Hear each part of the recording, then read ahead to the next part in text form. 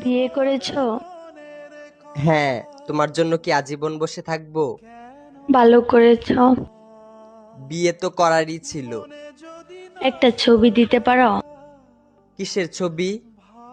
ওই মানুষটা, যে মানুষটার সাথে বিয়ে হয়েছে। না না, তোমার নজর লেগে যাবে।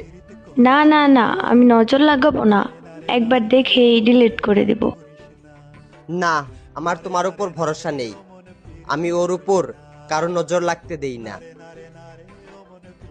তোমাকে আমার কসম, যদি আমাকে কোনোদিন ভালোবেসে থাকো তাহলে তার ছবি দাও।